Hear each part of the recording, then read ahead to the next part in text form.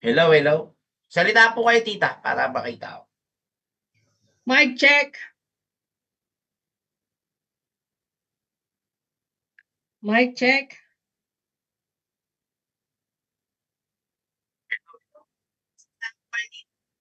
Okay na, okay na sir, meron na po.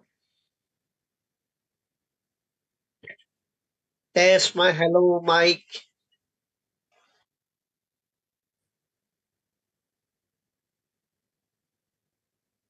Oo. Pa-check ng mic mo, Israel. Okay ka rin yun sa mic mo? Oh, so Julian, nandito. Hello. Ay, sandali. Mag-list ka po. Hello. Yes po, tita. Hello, hello. Okay, Sound yes. check. Clear, clear. Ikaw naman, Jerry, check ng mic mo. Test Mike, hello. Yeah, good. Marvin, tsaka si Julian. Nawala na naman si Julian. Okay.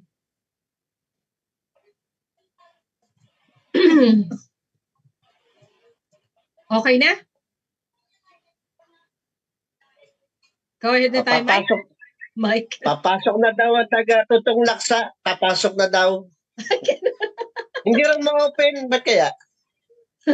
Baka iba'y sinend mo. Yung ano po, ma'am, yung NBAT ang sinend ko. Oo. NBAT meeting. Yung nasa general po. Sige, wait lang natin. Parang si kanina, si Ena nandyan. Pero live na tayo, ha? Sige, pa-mute na lang ng Okay, thank you, Bert. Maraming salamat po. Tatanggalin ko yung aking salamin at nakakakita naman ako, kunwari. Maraming salamat po. Ito na naman kami. Nagbabalik ang ating weekly integrated bagsakan na blanco ko. IBMAC, Integrated Bagsakan Multi-Agency Collaboration Forum. So, yan. Welcome po sa lahat ng ating mga taga-subaybay at sa mga susubaybay po, please. Link in lang po kayo o watch sa Facebook Live. Live po ito kami, ang Batang Balintawak na sponsored ini-sponsor namin ang IBMAC at ang Batang Balintawak po ang sponsor niyan once a week. Kasama po natin ang ating team ng Batang Balintawak, ang Batang Biyahero. Ganun din, may makakasama po tayong isang ating malupit na business woman na nag-food business at marami rin siyang pinagdaanan at isa-share niya sa atin kung paano naging successful ang kanilang business. So hintay lang natin maya-maya. So maraming salamat po at ganun din, magsa-shoutout muna ako sa ating mga kasamahan at mga na-meet namin at naging sama mula nung a year ago at nang nagsimula rin ng Batang Balintawak. Shout out sa mga taga NBAT at saka sa mga taga Aritao Trading Post. Kila kasosyo na naman. Kasosyo. Kila Sir Berwasan sa Aritao, kila Diyos, ganun din sa team ni Israel. Israel, kamusta dyan? Mamaya pagsasalitain uli kita. Shout out po sa mga KMG, Kasosyo Malupit Group, lalo na kay Kasosyo Arvin Orubia. Ganun din yung mga regular ng Kasosyo App, University o College. Sila Kasosyo Wex, Kasosyo Loris, sila Kasosyo Seal, ganun din sila Kasosyo Meds, at lahat po ng mga kasama namin katulad nila Kasosyo Connie at sila Kasosyo Jan. Yung mga hindi ko po nabanggit, maya-maya magbabanggit uli ako. Yun naman ating mga taga-suporta na doon na sa ibang bansa. Kung nanonood ang aming, hindi ko naman sasabihin sana to, kaya lang ayaw niya magpabanggit. Pero siya po yung aming isang investor dito sa UK. Isa po siyang apo ni, sabihin ko ba, Daddy? Pagalitan ako ni Miss C. Sa bagay, sige. Shoutout ko kay Michelle C. Isa po siya sa isang C ng Empire C. Siya po sa isang investor namin dyan sa Batang Balintawak. So, shout out kay Miss C. At saka yun sa kanyang mga group of friends. Maraming salamat at sinusuportahan niyo ang Batang Balintawak. Kay Weng Latosa, maraming salamat dyan sa iyo, Weng. Maraming salamat din po sa mga sumusuporta sa galing ng California, katulad ni Kasosyo Elmer. Sila Kasosyo Loris. Sino pa ba, Erwin?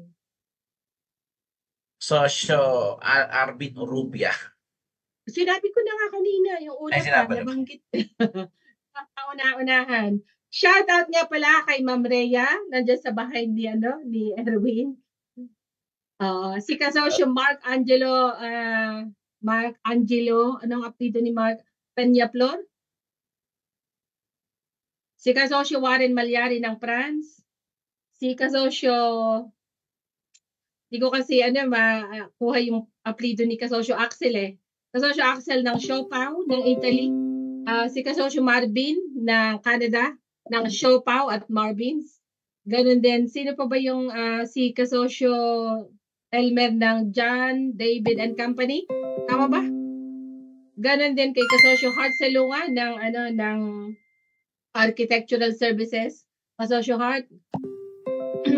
So yan, maraming salamat po sa mga sumusuporta sa Batang Balintawak. So ito po ulit tayo nagbabalik habang hinihintay natin si speaker. I-announce ko po pala, mag-login po kayo sa aming website, www.batangbalintawak, at kung gusto niyo pong mag-order, ang service po ng Batang Balintawak ay we are a supplier ng mga kitchen, restaurant, saka hotel at commissary. So, everything you need is all in there. So, kontakin niyo lang po kami o mag-place ng order online. Secure po ang ating transaction, tsaka safe. At saka for sustainability, we have a initiative called One Seed, One Nation. Ito pong One Seed, One Nation na to, yung mga sinesend yung stars, lalo na pag kami nagpo-forum o nagla-live. Pag nagla-live si Kasosyo Erwin, lahat po ng stars na yon ay pumupunta sa One Seed, One Nation Initiative. Ito po yung funding na pwede namin dinadala namin sa mga farmers na nadadilute o nagkakaroon sila ng surplus at tinatapon ng ang kanilang produkto. Meron na rin po tayong scheme na darating. Marami po project na inilalatag ang Batang Balintawak Marketplace para sa mga restaurant, commissary, hotel, mga resort. Kung yung mga services mo na kailangan, available naman po dito sa Batang Balintawak. Ano pa ba yung sasabihin ko? Please like and share po itong forum na to. At meron kayong matatanggap na hindi naman malaki o maliit. Kundi celebrate po namin ang 3rd year running na po nitong Batang Balintawak na business as a food supplies. So meron pa po tayong 3rd, 2nd at saka 1st place. Kung first place, raffle Kung gusto niyo pong makasama sa raffle, ang price po natin is ano nga pala yung price natin, Erwin? Dami kong sinabi. Ang price po natin is meron po tayong 2 tickets sa Spawensia na mananalo po kasama sa raffle. First, 3rd, tama, pangatlo. Ang second po is yung pa rin ba yung paragliding, tita? Yung paragliding sa Pampanga. Air show po yan. Air show. Meron pong 2 tickets sa air show ng Clark Air Show, tama? I-post na po muna lang mamaya. So, ticket for 2? 2 in 1? Ticket for 2, apo. May isang mananalo, may kasama siyang isa. Tama ba? Ticket for 2. Yeah, ang na yan, air show na yan sa Clark City, Angeles, o between Capas, Tarlac. Parang ganun nakalagay sa address.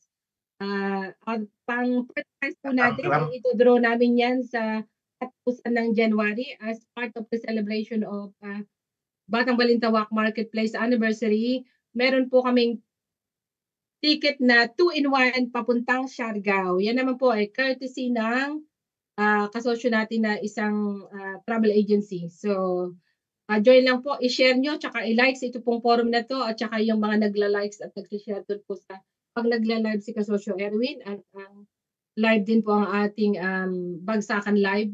Please, makaka-avail po kayo ng isang ticket for the raffle. So, ano pa ba ang pwede kong i-remind? So, maraming salamat po sa mga sumusuporta sa Batang Balintawak. Ito po pala ang ating team. Shout out daw, Erwin, mag-round out tayo. Nandiyan na si Ma'am Maan. Nandito na po si Ma'am Maan ng Tutong Laksa. Kailan ka, Erwin, sa mga viewers muna natin? So, yun. Good afternoon, good evening sa mga Batang Balintawak family. Ito po ulit ang Integrated Bagsakan Multi-Agency Collaboration na binubuo ng aming team.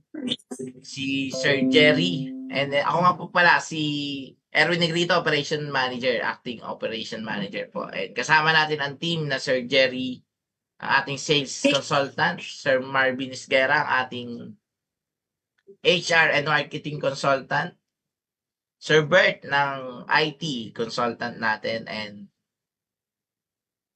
Tita Tess muli ng Quality Assurance. Sino pa ba? Pinakilala talaga. Yan. Eto na po, dumating na po ang ating visitor, Sir Jerry. Pwede po mo pang ipakilala si Ma'am Maan ng Tutong Laksa. Good afternoon po sa inyong lahat. Andito po pakilala ko sa inyo yung guest for today, si Ma'am Maan ng Tutong Laksa Restaurant Cubao Branch. Hi, Ma'am. Ma'am Angela Magroba. Thank you po.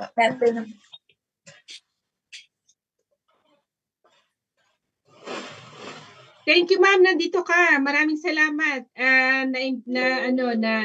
bigyan mo kami ng chance at opportunity na ma-meet ka. Ako nga pala si Tess Molina. Tubo akong Nueva Ecija. Tsaka kilala mo ba si Marvin? Pakilala Marvin.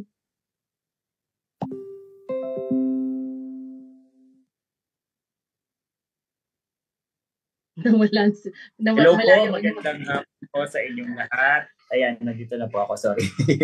Medyo maingay sa labas mga bata. Ayan, welcome po Ma'am Maan, Tutong Laksa. Ayan. So parang malapit ka lang po sa akin dito sa Caloocan na ma'am. Yung inyong pwesto po. Ayan, welcome po sa Batang Balintawak. Bibisitahin mo siya Marvin araw-araw na ngayon. So, ito po forum. Actually, nakabili na po kami sa Grab. Sa Grab. Grab. Yan. Sa Tutong Laksa. Masarap po yung food dyan. Sa totoo lang. Masarap yung food nila. Yan. Thank you, ma'am. Welcome. Thank you, Marvin. Kilala mo naman si Sir Erwin, Ma'am Maan. Kilala mo si Erwin, Nag-meet na kayo? Hello po, Mama. Tutong Laksa. Hindi pa po, Tita. Hindi tayo nag-meet na. Ngayon pa lang. Saka si Jerry, na-meet mo na rin, kilala mo na si Jerry. So, maraming salamat pala, Ma'am Maan, nandito ka. Ito kasing Integrated Bagsakan Multi-Agency Collaboration Group. Gusto naming matulungan at magkaroon ba ng open na forum, lalo na sa mga farmers at saka sa nagsisimula rin ng mga businesses katulad ng food businesses, kung paano nagkakaroon ng connection yung apat na katulad ng logistic, katulad ng supplier which is part ng farmers, customer which is yung mga part ng ng kliyente ng mga hotel, restaurant, tsaka yung mga cafe na yan, at saka yung mga traders. So gusto namin makakuha ng mas magandang sagot o paano maunawaan kung bakit nagkakaroon ng malaking problema at saka complexity ang pag-trading ng food business at saka ng food supplies sa Pilipinas, lalo na pagka ang mataas ang presyo. Anong nangyayari pag tumataas ang presyo ng commodity, lalo na sa vegetables and fruits na supply, at pagka nagkakaroon ng malaking surplus, anong nangyayari sa kanya. So in terms sa pag-uusapan natin ngayon, dahil food business kayo, Ma'am Maan, Yes po. Oo. Mag-relax ka lang kasi ito naman parang lang tayo, kwentuhan sa kape, parang ganun. Wala naman kami mga binabatong mabibigat na question. At saka we really appreciate, lalo na ako na nandito ka, dahil maraming matututunan yung mga community ng Batang Balintawak, lalo na din sa Integrated Bagsakan Multi-Agency Collaboration Group.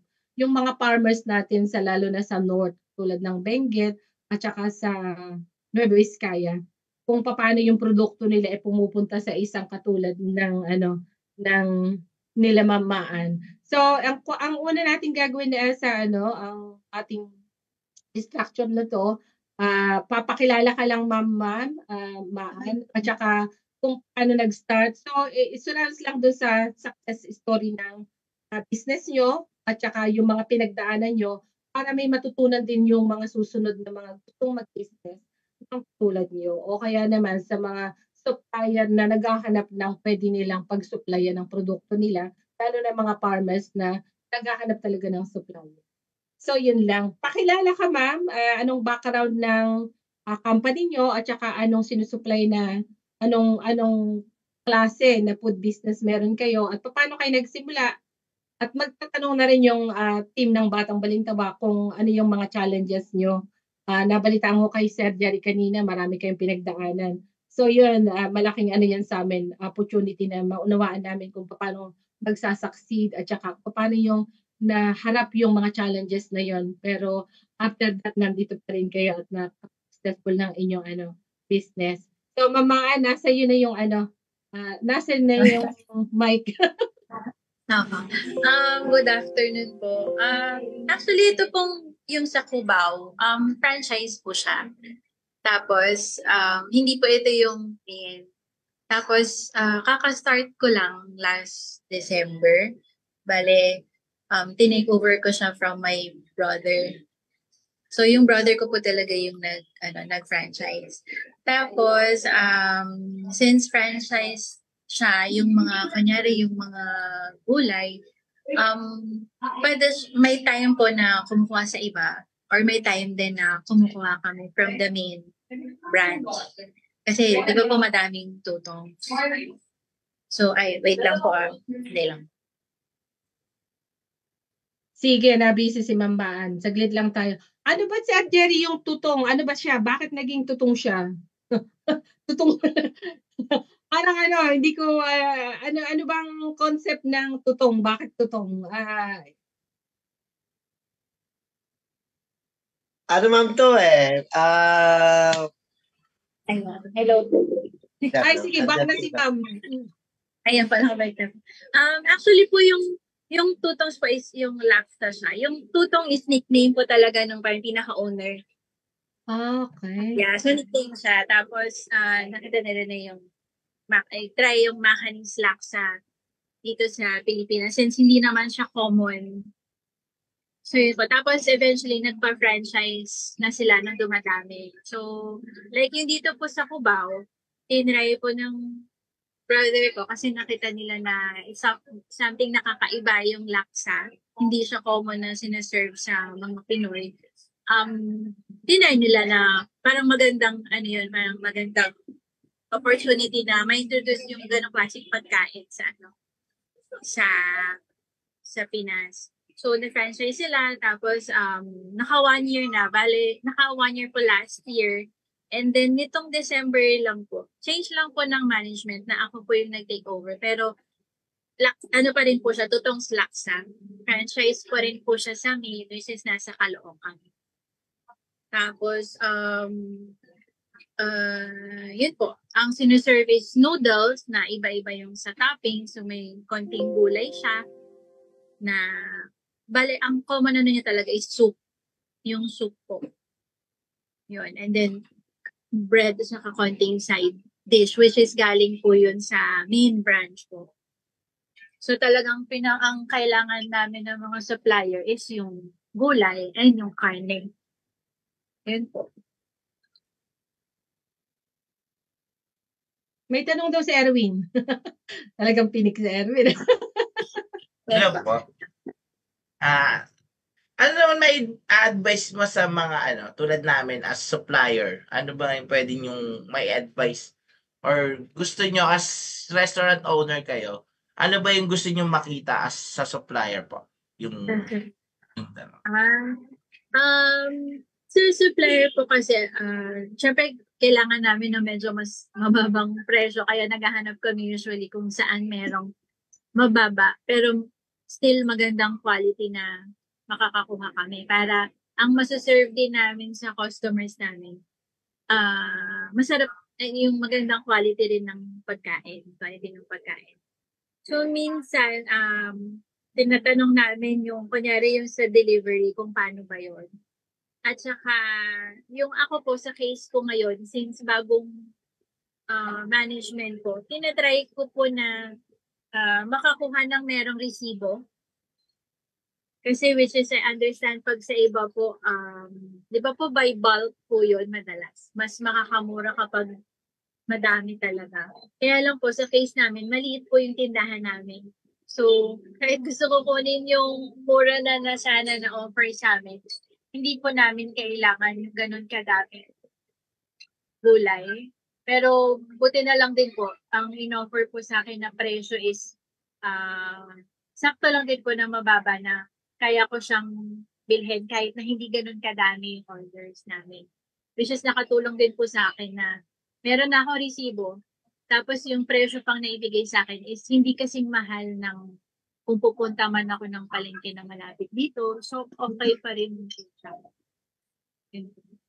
Nagkakaproblema lang po kasi siguro kapag yung sa delivery kasi malayo nga po yung Cubao. So, naintindihan ko na yung pag yung Lalamove rate po, alam ko po nagbabago din talaga sila eh. So, kasama din po yun kasi sa pagbabudget namin sa tindahan. Ayun po. Thank you, ma'am. Jerry, baka kayo magtanong kasi ayoko namang ma-take over lahat. Ano? Kasi ako marami akong tanong. Marvin, baka may tanong kayo kay Ma'am Maan.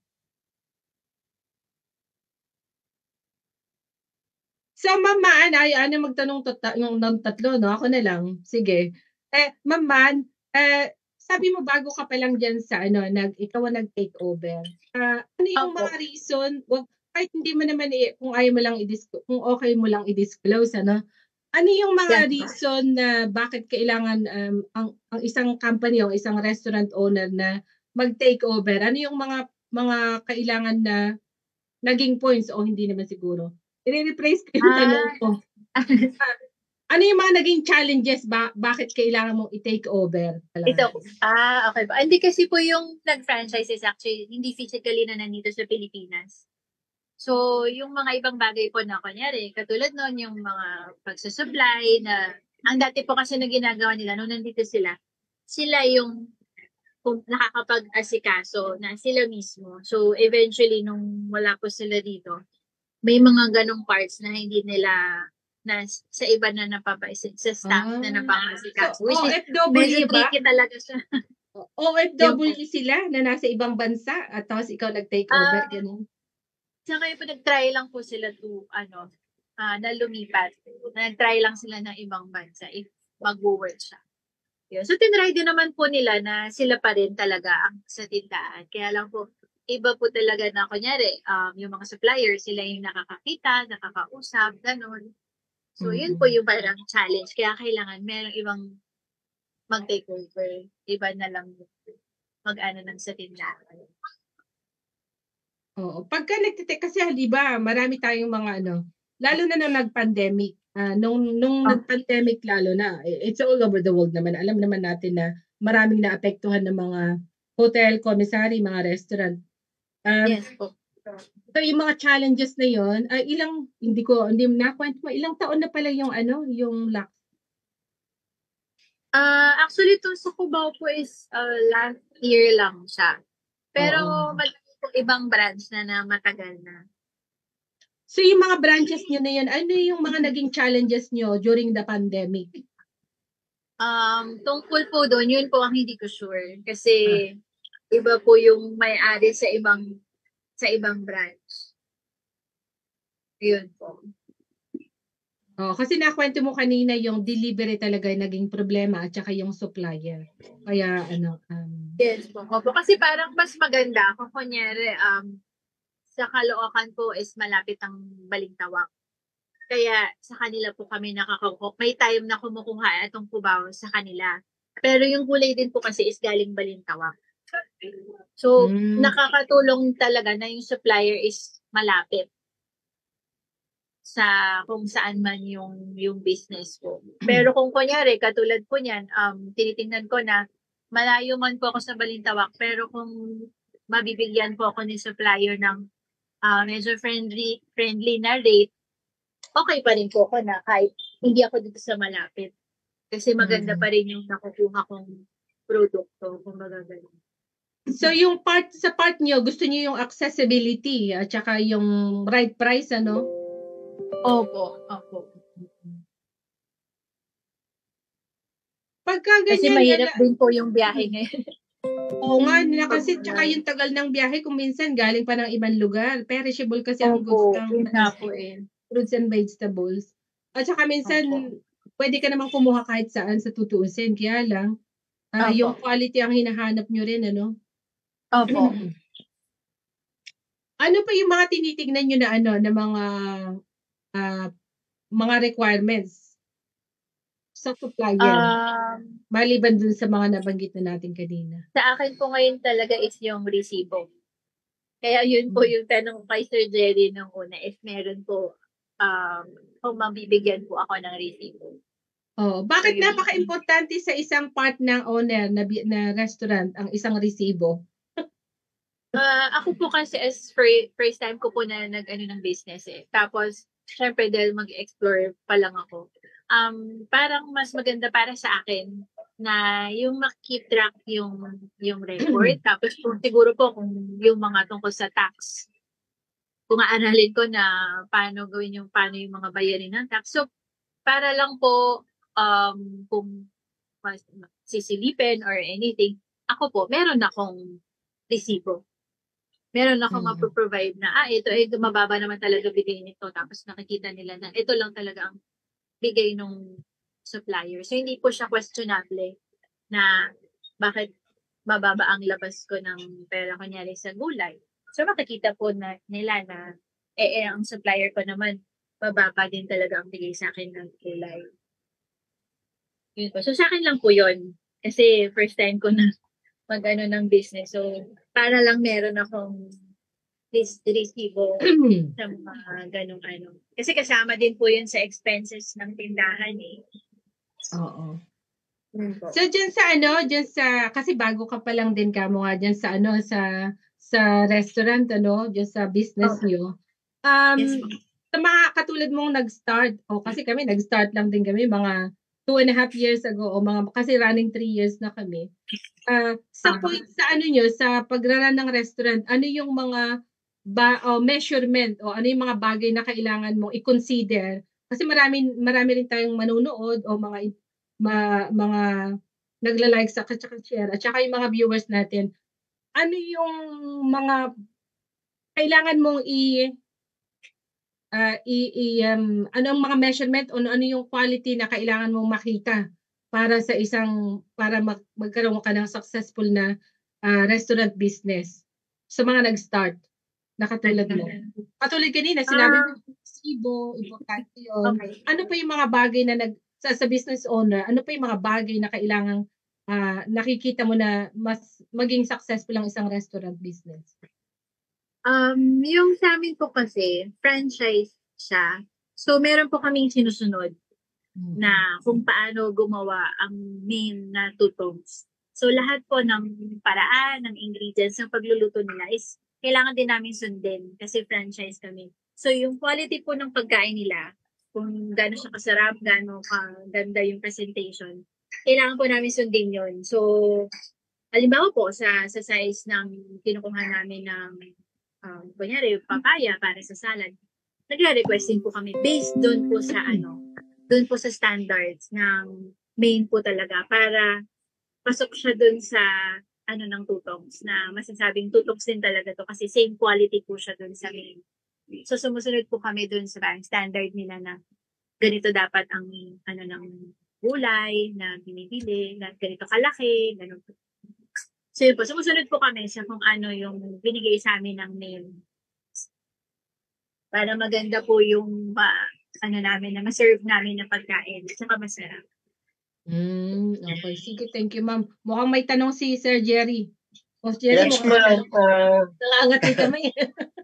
Ang tanong ko ma'am kasi ganito, as franchise mo, paano yung setup ng nyo ma'am? Yung ibang ingredients, ibang vegetable, mo-order kayo sa mother company or may ano kayo, may kalayaan o may free will kayo na kumuha o mag-order sa ibang sa mga bumili sa palengke?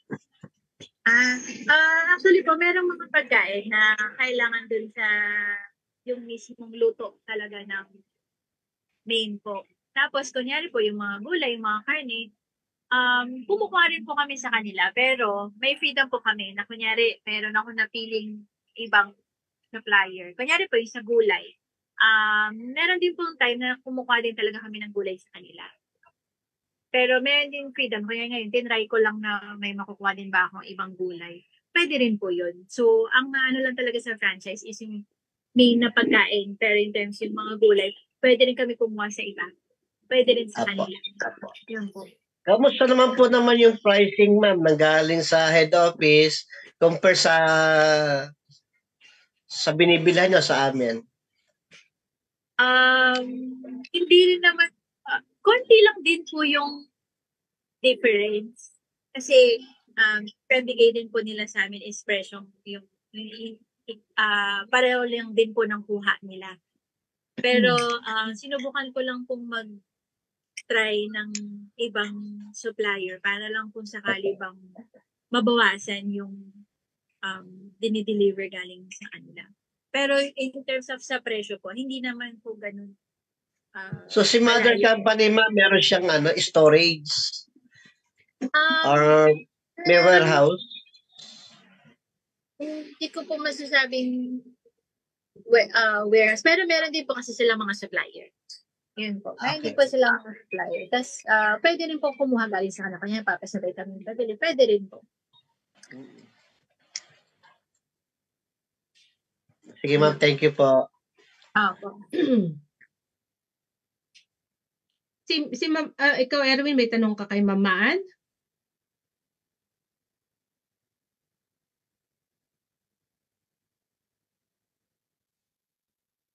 Yun, as franchise owner, paano nyo po na-handle pag bigla nag-i-spike yung presyo ng gulay galing sa mga supplier or farmers? Anong adjustment yung ginagawa niyo po pagdating sa ganun? Sa ngayon po, dahil first time ko pa lang na makita on hand talaga na kung mangyayari man yun. Ang alam ko po pa ganun, pwede rin kung talagang malaki yung difference, may increase din po sa ng food. Pero kasi mababa po kung makikita nyo po, hindi naman ganun kamahalan talaga ang pagkain ng Tutong's Laksa. Pag nakita nyo po yung serving niya, compared sa mga malalaking restaurant. Pero I think kung meron man po talagang yung pag nagmahal ng presyo na hindi niya kayang hindi na magmahal yung pagkain. I think eventually din po, merong konting itataas. Pero usually po kasi talagang kung ano po yung sa main, yung presyo ni main, ganun din po sa lahat ng sa lahat ng branches nila. Yun po ang kinaganda pag franchise kasi parang lahat talaga sila parang pag-usapan yung tungkol doon na kung meron mang nahirapan sa mga presyo ng mga suppliers.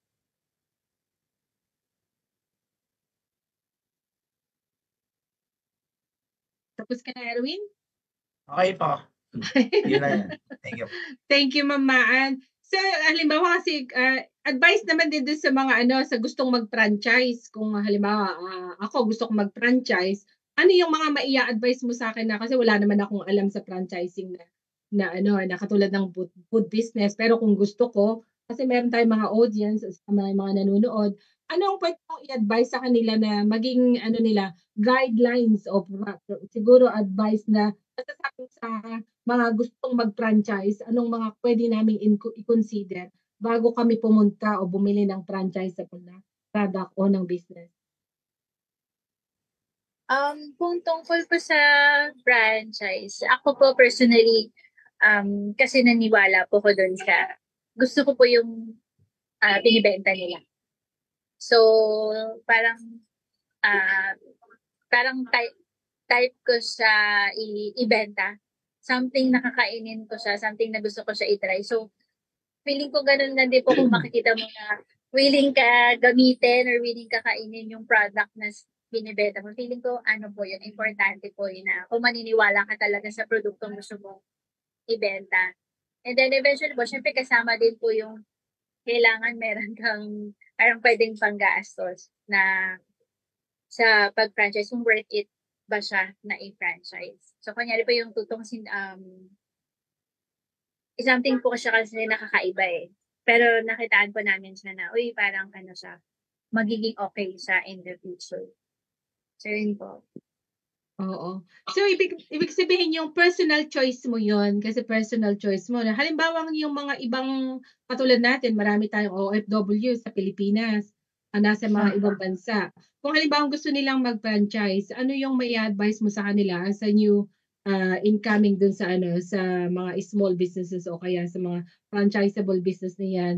Kasi marami tayong mga OFW na talagang gusto na nila rin magsimula ng kanilang business, Normally, pagka OFW, franchisable, mas sa kanila parang handy dahil hindi na sila magsisimula, hindi magsaset ng kahit kasi nakaset up na. Anong pwede mong i-advise sa kanila? Feeling ko po kung okay din yung magiging owner. Kunyari, ako po ang tingin ko sa Tutongs is maganda din po talaga yung sa owner, madaling kausap.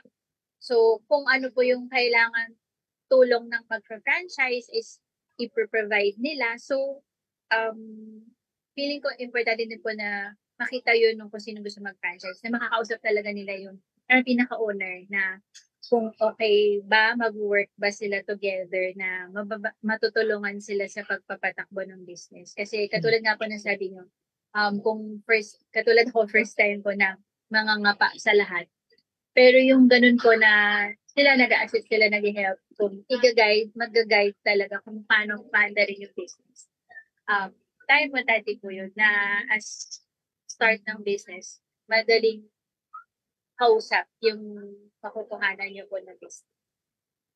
So, yung magandang relationship, doon sa mismong owner. Yes. Yes. Makabuild ng magandang relationship.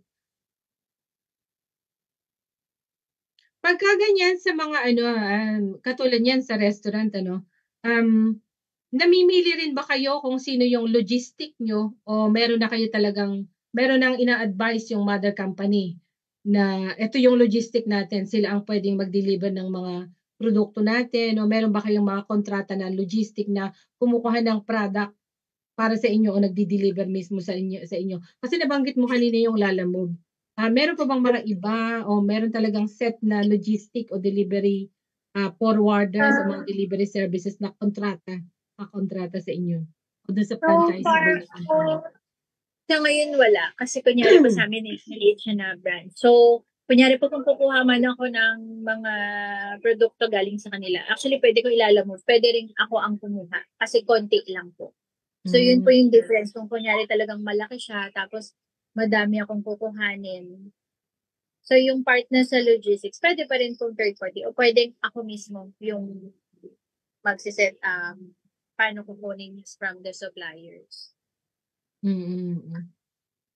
So, sa product mo na yan, kung i-scale up mo siya sa restaurant mo, kasi marami na kayong branches din, so ibig sabihin, naka-set aside na yung scale up na term sa inyo kasi meron na kayong mga branches. So, kung i-scale up mo yan in a wider na scale up, katulad ng dadalhin mo yan sa ibang lugar o katulad ng Batangas o kaya papuntang Iloilo, paano meron ba kayong mga strategy na pwede nyong i-share o kahit na mga advice na sa palagay mo, ito yung gusto yung i-scale up, paano mo siyang i-scale up? Kung tungkol po sa sobrang layo, yun po ang hindi ko sure. Baka kailangan ko ang ma-interview nyo is talagang yung main, which is sa Caloocan. Pero so far po, ang nakikita ko kasi ngayon, iniiba-iba talaga nila yung lugar para hindi siya, kumbaga parang hati din talaga yung market ng mga branches. So, in terms of kung gano'ng kalayo, baka kailangan yung mismong owner po ang makausap ng strategies nila. Sige. Opo. Pero kay ikaw, kung business mo talaga yan, meron ka bang idea paano i-scale up? talagang pinifish out yun talaga. Ganun po, hindi ko alam eh. Pero since nabanggit niyo yung sa logistics, feeling ko mag-iipon ako ng, di ba yung iba po may mga parang surveys, katulad pa yung kay Sir Jerry, nabanggit niya noon na actually pwede free delivery basta ganitong amount. Yung parang ganun po, na at least merong may offer kung malaki man yung order ng iba. So, meron siguro akong sariling parang kanyang service or para hindi na ako mag-rely sa Lalamove. Siguro ako siguro kung ganun. Kung malaki yung business ko. Yun po. Sige, thank you. Si Erwin, yung tatlo, kayo magtanong muna Sige, kay ako Ivan. muna. Ma'am, yung projection mo sa, bago kong start, yung sa ngayon, ang projection mo sa return of investment as a franchise, yung mga gano po, ilang months, gano katagal, yung ideal mo, ganun ma'am.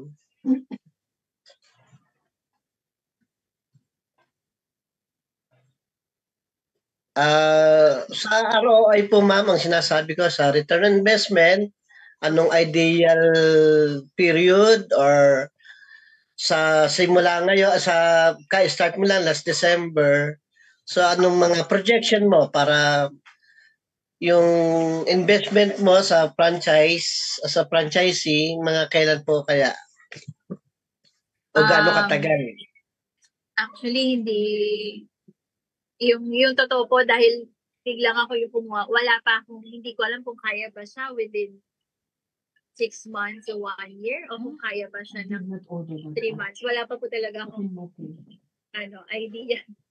Kumbaga, biglaan lang din po talaga na na gano'n na kinuha ko yung branch. Pero syempre, hopefully, less than a year para kumita din.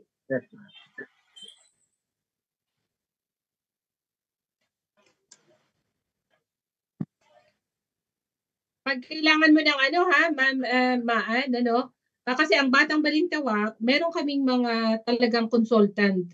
Katulad sa marketing, sa sales, at saka sa consultant sa accounting, consultant sa IT. Ito naman din mga ino-offer namin dun sa mga kasama namin at saka sa mga business partners namin sa Batang Balintawak. Kung kailangan nyo ng assistance o kaya ng advice, available yung ating accounting na si Ma'am Carol. Ma'am Carol, nanonood si Ma'am Carol. Hello, shout out. But nandito sa IT, kung meron lang kayo mga kailangan na pwede naming maitulong sa mga katulad nyo, Mamaan. So, pakontak na lang si Batang Balintawak, si Erwin at saka si Sir Jerry. So, shout out ulit tayo. Thank you, Mamaan. Huwag ka munang alas, ha? Mga 5 minutes, mga 10 minutes na lang tayo. Mag-end tayo. Thank you. So, shout out ulit tayo, Jerry, sa ating mga taga-NBAT. Sino mga, at saka si Erwin, yung mga customer din natin sa mga client natin sa Batang Balintawak.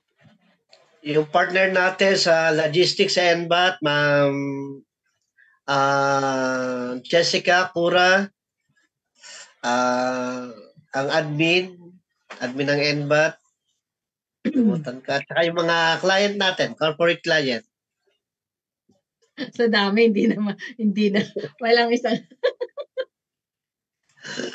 ng live, Jerry, parang improve. Yung lagi nanonood pa sa atin, si Chef Jeff ng Chocolateria Greenbelt. Yeah. Chocolateria Aura, Malatang, Pio Bagi. Sir, sana maka-join ka susunod. Sir Monrich ng Muyag. Thank you. Ikaw, Erwin, sino pa isa shoutout mo dyan? Siyempre, shoutout sa buong operation team natin sa Batang Balintawak. Ma'am Teresa, Christina, Joshua, Romel, and Rhea. Sa katabi ko ngayon, asawa ko. Shoutout sa mga anak ko. Nandito na ako sa TV. Ay, live pala ito, mali. Ayan. Shoutout sa buong bumubuo ng Batang Balintawak. Kay Mang Dennis, pagaling ka mo. Shoutout kay Mang Dennis. Dennis, bawas putok-batok muna. Shoutout. Yan, God bless sa patuloy na sumusuporta sa Batang Balintawak Marketplace. Salamat po at i-upgrade pa namin ang aming serbisyo at sa lahat ng sulok ng business ng Batang Balintawak. Yan, Oo. Si shoutout sa Mamaan daw, Mamaan, baka gusto mong mag-shout out sa mga kasama mo dyan sa work. Mga ma'am. Shoutout sa mga busy na nasa Tutongs na staff at saka po sa ibang branch. Thank you, thank you. Marvin, gusto mong i-shout out? Apple, pagaling ka na. Ay, sige, sige. Meron pa kayong tanong kay Maman? Okay na po, tita. Pwede niya siguro i-promote yung business nila as Tutong Laksa. Located sa Cubao po. Yan. Sige, Mamaan, pwede Maman, niyo po. isigaw mo na. I-shout na natin yung masarap na luto at pupuntahan namin ikaw dyan. Iba-vlog namin yung area. Teka lang. Try nyo po ang Tutongs Laksa. Nasa Cubao po siya. 15th Avenue. So yun po. Sana matry nyo po Macanis Laksa and sana matry nyo po sa ibang branches din. All over Metro Manila. Yun. No? Thank you, ma'am. Oh, thank you, ma'am. Thank you. O, sige. Anong oras na ba?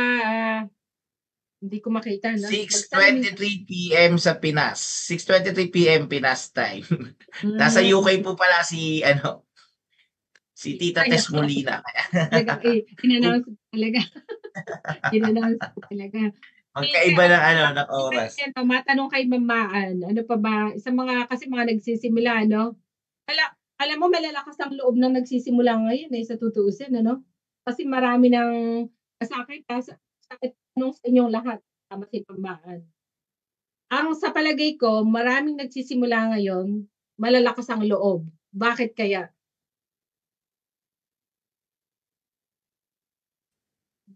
Ano pa sa lahat to, tita? Kung bakit tanong malakas? sa'yo, tanong sa lahat sa atin dito, maliban kay Bert. Kasi si Bert, nagsimula din niya mag-business Sa mga nagsisimula na mag-business, ang alam ko sa kanila, mga malalakas ang loob. Bakit kaya malalakas ang loob nila? Anong naging motivation nila kaya lumakas ang loob na mag-start ng business?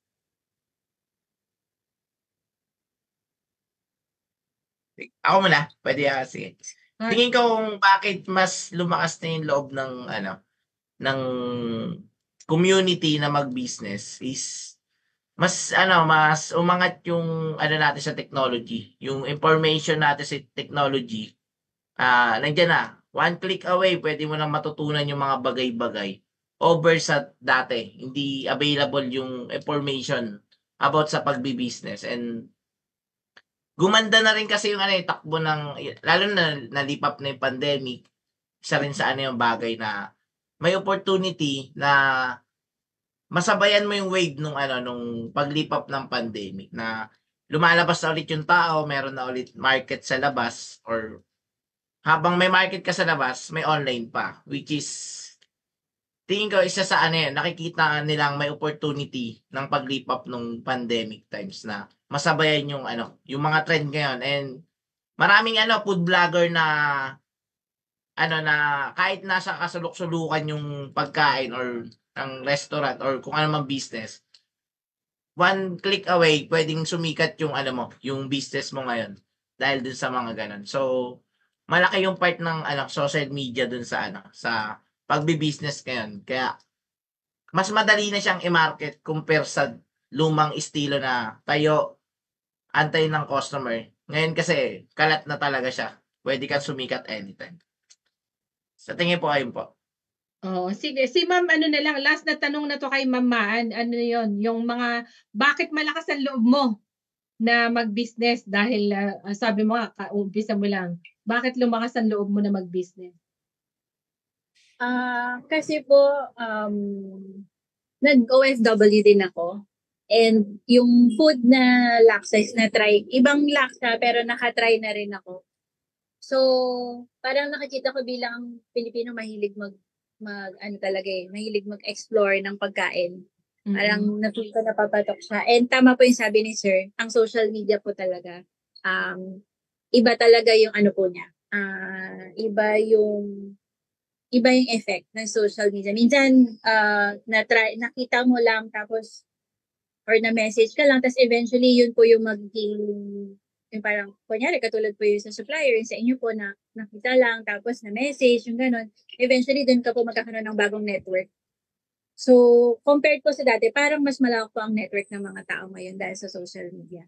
So, kahit malayo ka, mabilis pong ma-discover ng mga tao. Eventually, ma-discover din po ng mga tao yung lugar mo o yung produkto mo. Thank you, Ma'am Man. Ako man, hindi ko naintindihan kasi yung laksa, no? So, wala akong idea. Hindi ko alam.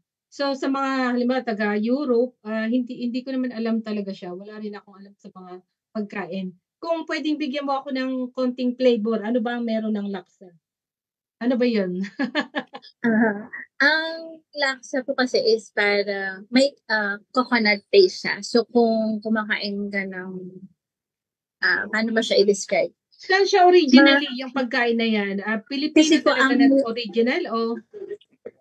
Ang laksa po na sinaserve is Macanese laksa. So, Macau laksa siya. So, yung soup base po talaga, yung soup po talaga yung binibenta ng So, authentic tindahan. siya sa Macau, parang ganon. Tama ba? Yes po, yun po yung timpla nila is talagang ganon. So, kung sa panglasang Pilipino po is para siyang paano ba describe sa Pilipino? Parang gata, pero may something pa siyang ibang mas lasa. Yun. Tapos pwede po siyang maanghang, pwede hindi. Yung mga iba na gusto pa ng sobrang anghang, pwede pa siyang dagdagan ng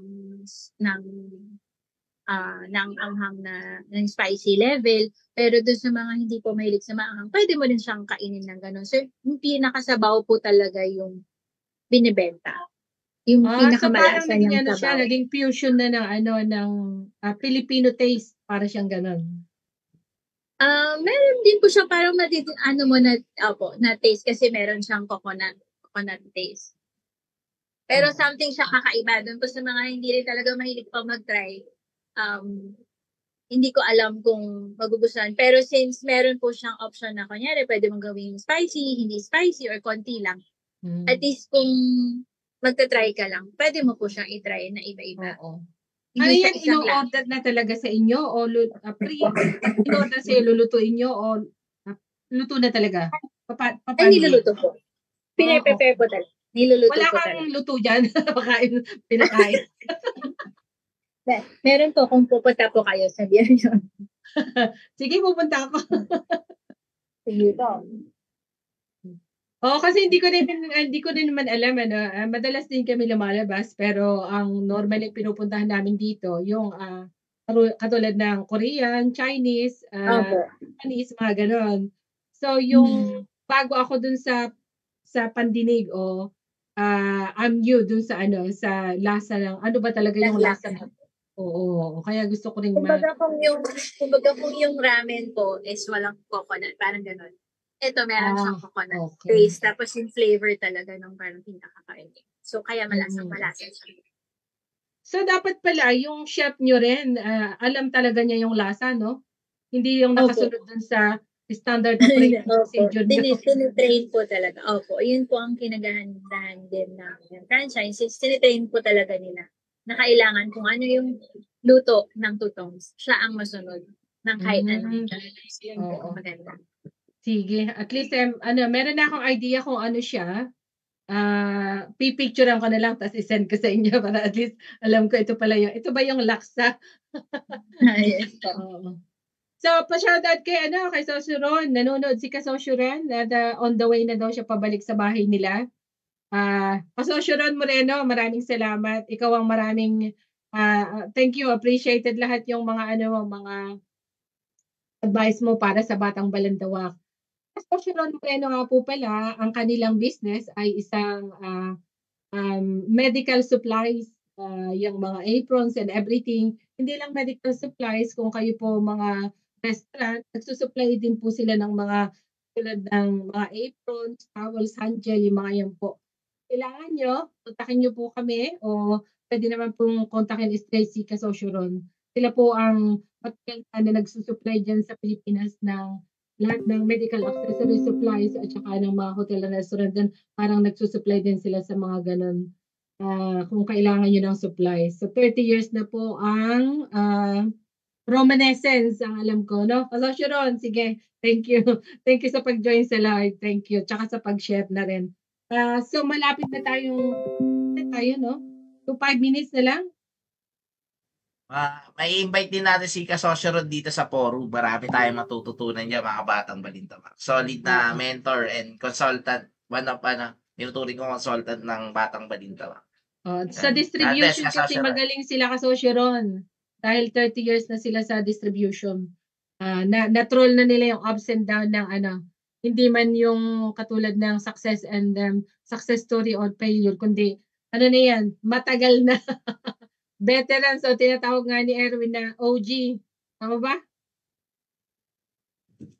Solid pag makakausap mo siya. Ang advantage pag makakausap kayo ng mga ahead na business owner or corporation is yung risk mo bababa na kasi napagdaanan na nila yung ibang part ng business. So mga OGs yan, mga OGs. Yung pamamaan as sabay tayo pero kung may mga kailangan po kayo sa business strat, pwede niyo pong ma-consult yung Batang Balintawak. Meron tayong mga core team na maaasahan. Yan, Sir Marvin, Sir Jerry. Yan. Malulupit yung mga yan. Simple-simple lang. Ayaw lang magsalita ng mga yan, no? Yeah. Napapakamot eh. Sige, maraming salamat po. So, sa mga nag-join po sa araw na to, kinount na po kayo ni ilan ba yung na-count natin, Rhea? Parang 8 kanina o 15?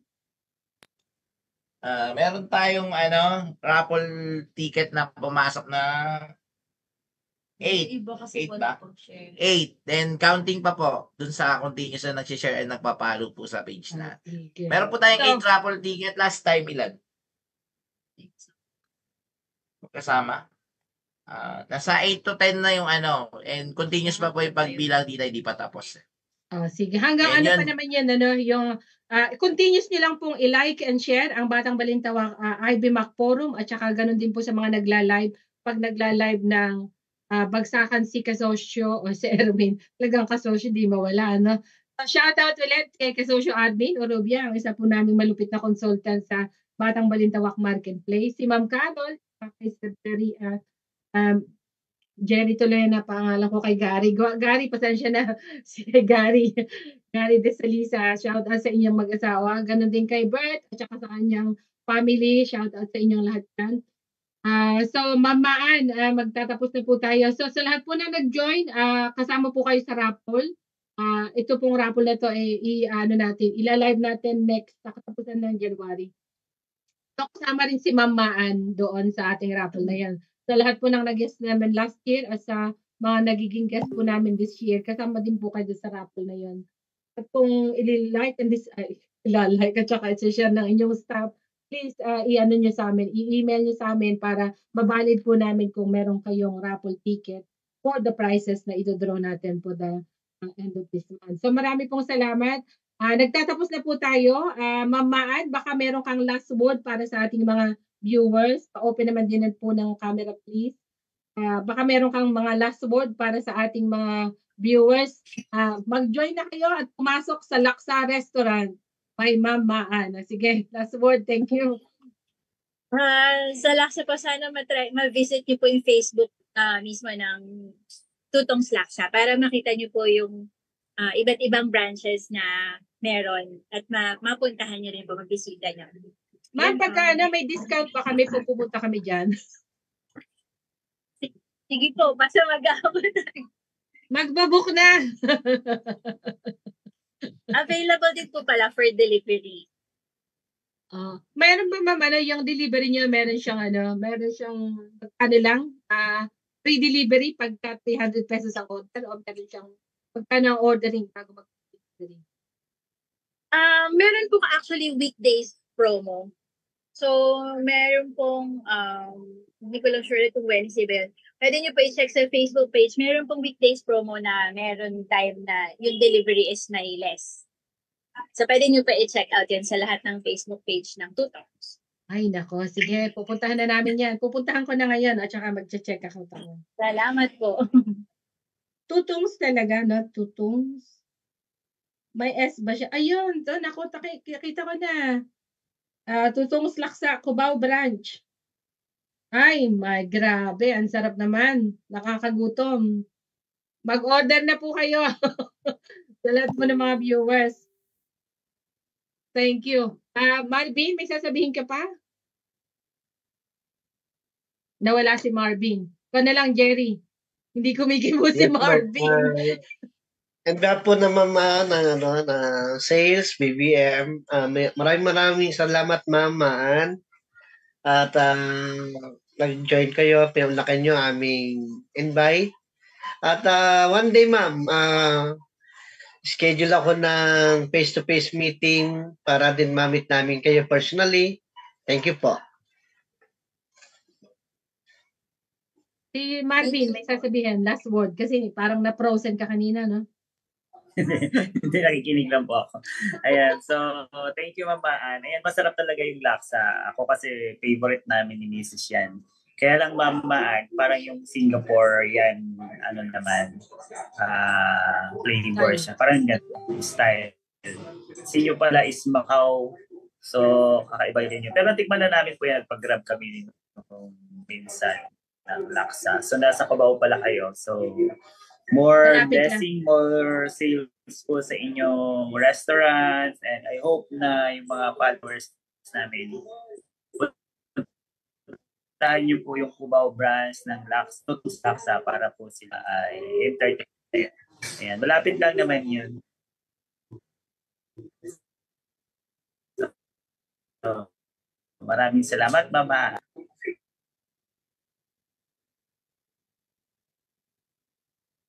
So, Erwin, last na?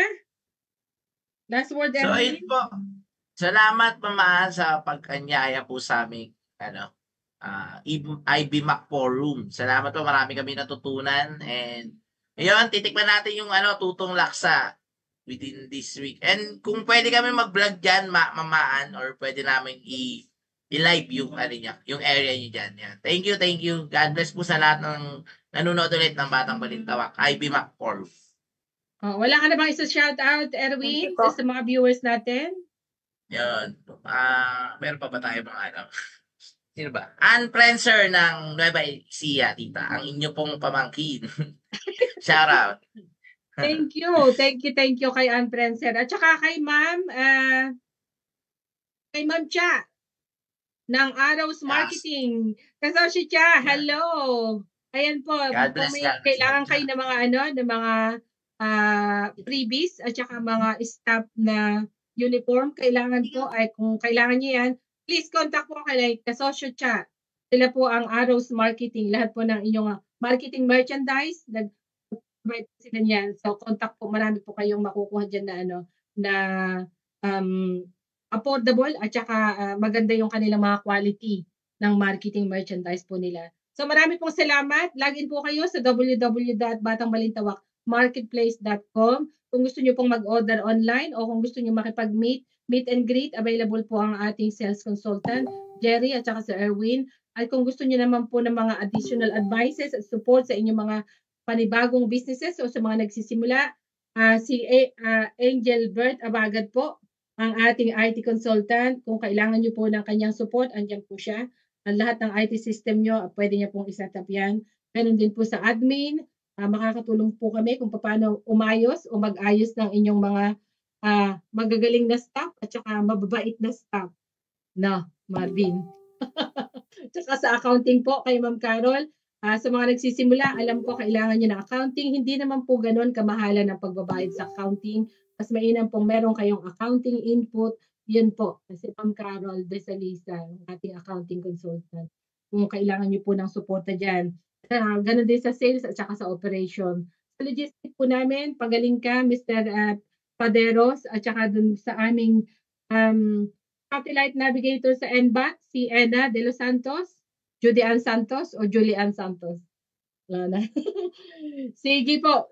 Yung pong raffle natin, ulitin ko, last po ng January natin ibubulutin yung mga mananalo. So marami pong salamat. Shout out ulit sa KMG, Kasosyo Ab, kay Kasosyo Arvin, kala Kasosyo Elmer sa California. Marami pong salamat. Kasosyo Warren Malyari ng France, sila Kasosyo Axel ng Italy, Kasosyo Sil ng Japan. Sino pa po ba? Sila Kasosyo Arvin ng ng Siopaw sa Canada, at ang ating piloto si Kasosyo Christian pala. Si Kasosyo Chris ng pilot ng isang Turkish airline pala siya, si Kasosyo Chris. So, maraming salamat po. Sa mga hindi ko nabanggit, magbabanggit po uli kami next week. Magbabalik kami sa ganitong oras. 5 p.m. po ng hapon, makisaya, makikain sa mga food businesses na mga successful sa kanilang mga journey. So marami pong salamat, Ma'am Maan. Thank you, at we appreciate na nandito ka at nakilala ka namin. Tatry namin yan. Maraming salamat. So thank you po. God bless you all. Goodbye. Bye-bye. Bye-bye. Bye po. Thank you. Thank you. Thank you God po. bless you. Bye-bye. See you soon, ma'am.